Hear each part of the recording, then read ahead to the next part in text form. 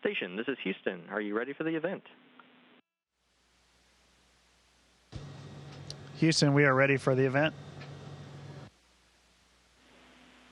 CBS News, this is Mission Control Houston. Please call station for a voice check.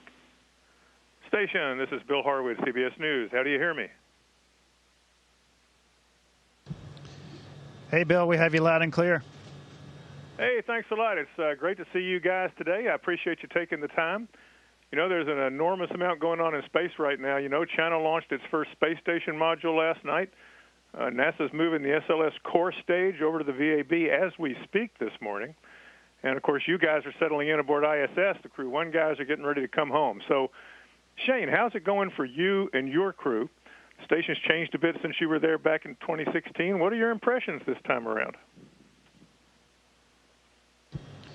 Hey, thanks for the question, Bill. It's great to be back on station. It's great to be floating around again. All of us are really enjoying that, learning how to fly and relearning how to fly, so that's been fun. A lot of people up here, as you alluded to. Right now we have 11 on board, and it's been really a lot of fun learning from the folks that have been on board for a while and learning all the new things. It hasn't changed a whole lot since I was here last time. The stowage situation's a little bit worse, but in general not too bad. But the resources now are the issue because there's only ones of certain things, and we have a lot of people to use those one things. So it's been really fun, though. We're excited for Crew 1 to head back home here pretty soon whenever the weather allows.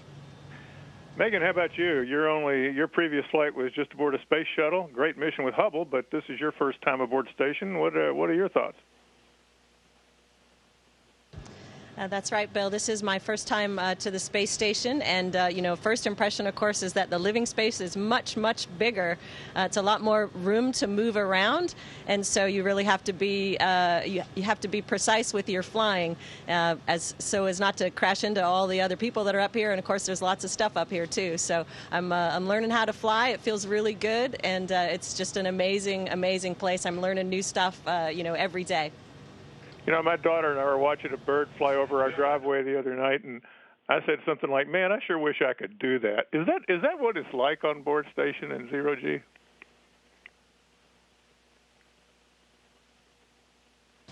It really is a lot of fun. It's of course, one of the things you might make a mistake when you get your body far away from anything to push off. Your natural instinct is to kind of try to swim or to fly. Of course, that does not work, just pushing against the air with our arms. And so you learn that it just takes a little bit of force to move your body kind of from one side to another. And one of my crewmates encouraged me to learn to walk across the floor of the lab, just to sort of practice that careful movement. And that's been a lot of fun to practice doing that, just hooking my feet under the different handrails and walking across as if I was on Earth. So it's fun to try out new things and just to learn how to move really carefully in this environment. I haven't practiced flips yet, though. Lots of folks down here are interested in descriptions of what it's like to ride a Falcon 9 and a Crew Dragon into space, just because it's a new vehicle. Can you guys give us maybe a sense of what it's like, what that ride uphill is like, the vibration, the noises, the jerk when it stages, that sort of thing? Can you kind of give us a description? I'll try to, Bill. It's going to be hard, but so we were sitting on the launch pad, obviously, and when the engines lit, we all started laughing because it just felt so awesome and powerful. Shortly after that, we started accelerating, heading uphill, and the first stage was, I would say, fairly smooth. I mean, there was a little bit of rumbling going on, but pretty smooth. And a couple minutes after launch, when the first stage separated, we definitely felt that. That was pretty cool. And then we knew coming up was the second stage light, and that was going to kind of be a nice kick in the pants. So we got to experience that MVAC engine lighting, and then kind of a little thrust back in our seats, and then pure acceleration for the next 6.5 minutes or so. And it was a bit rumbly, I think. It kind of was like, I think Megan said it the other day, it's like kind of being on a rocky road in a vehicle. It just kind of felt like this rumble for about 6.5 minutes as we increased our speed and got up into space, about 8.5 minutes or so, or 9 minutes after launch. Pretty spectacular. Were there any surprises? And you mentioned the acceleration, Shane. I mean, at the shuttle, you guys were limited to about 3 Gs, I guess, on launch. How does it compare acceleration-wise? And again, were there any surprises, things you didn't expect? Yeah, on this one, towards the end of the second stage, we got up to about 4.5 Gs, so that was a little, obviously, more than we had on shuttle. But it was a great ride, very smooth. I don't remember any surprises, except we were just all very happy. And if you couldn't tell from my call downs during the ascent, we were all pretty excited to be on orbit again and feel that incredible acceleration. I mentioned it's been a busy couple of days in space. Last night, SpaceX launched a Falcon 9 with another 60 Starlink satellites on board. And as you guys know better than me probably, a lot of companies are getting ready to put up mega constellations. That's raised at least some concern out there about collisions, increased space debris, that sort of thing. You guys had a false alarm after you got to orbit. It turned out to be nothing, but it certainly made folks think about it again. How worried should we all be about the increasing number of small satellites in low Earth orbit and the increasing possibility of space debris that could pose a threat down the road? That's a great question, Bill. It's definitely something that we need to keep a careful eye on and keep aware of where all these things are and the best ways to track them and how to get the information, to the people that need it.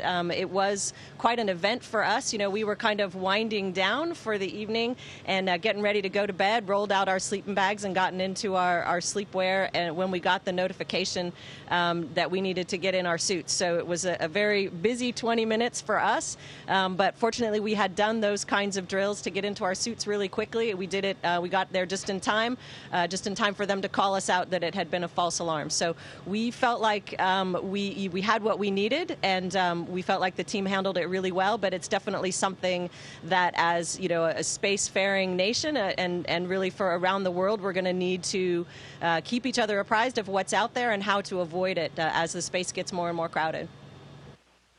Copy that. I'm going to stick with the busy time in space angle. Last night China launched the core module of its new space station, and they don't plan anything on the scale of the ISS, but it should be state-of-the-art. Not asking a political question here, but I'm just wondering how you guys see this era right now. I mean, I guess you could look at it as a new space race or a new competition in space, or do you think it's a case of the more the merrier? Yeah, I tend to go with the latter there. The more people involved in space, it just helps all of our industries, and that's proved true with the commercial crew program that we're on right now. Just more companies got involved, and then now we got private companies flying us up here to the space station, so that's pretty cool. And then the other countries obviously getting involved now as well. So for me, the more the merrier in the space business. Your flight, looking ahead a little bit, your flight clears the way for the Inspiration 4 mission this fall from SpaceX, when 4 non-professional astronauts are going to be flying. They're not coming to ISS, of course, but it does seem that there's some kind of a new era in commercial spaceflight dawning. What are your thoughts about non-professionals in orbit? Is that a concern, or is it a case of it's about time this far into the program? How do you see that? Well, Bill, I think, we love being in space so much. We enjoy it so much. And it really is something we think it would be great for more people to be able to experience and to keep pushing the boundaries of what we're able to do. And so I think that, I love the name of the mission, Inspiration 4. Of course, part of our mission as astronauts is to try to inspire people, inspire the next generation of explorers. And I think that, we're engineers, so maybe we're not always great with words, and we're not poets and we're not writers. So I think it's really neat that we're sending people whose passion is science communication, we're not sending, but these people are going to experience some of the same things that we're experiencing, and they're going to be able to share it in a different way maybe than we normally do. And so I think it's going to be really exciting. It is very interesting, like you said, non-professional astronauts going into space. We've been through the training that they're going to go through. They'll go through a modified version, of course, because they're not docking with the International Space Station. But we know how thorough the training was. We've given them a lot of feedback on the training and worked together to craft a training program that works really well for us. And so I think that these folks going through the training are going to get a lot out of it, and SpaceX will be responsive to what they need. Hey, I've got to wrap it up here. I'm out of time. I just want to thank you guys for taking the time to chat. I was going to ask you about getting a Russian director and actress aboard the station this fall, possibly. I mean, that's along those same lines. And Megan, you got any cool socks to show us today? Here we go. Here you go.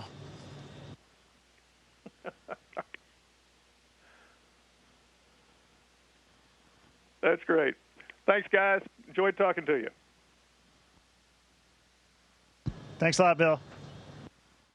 Station, this is Houston ACR. That concludes the event. Thank you to CBS News. Station, please stand by while we reconfigure video and audio communications.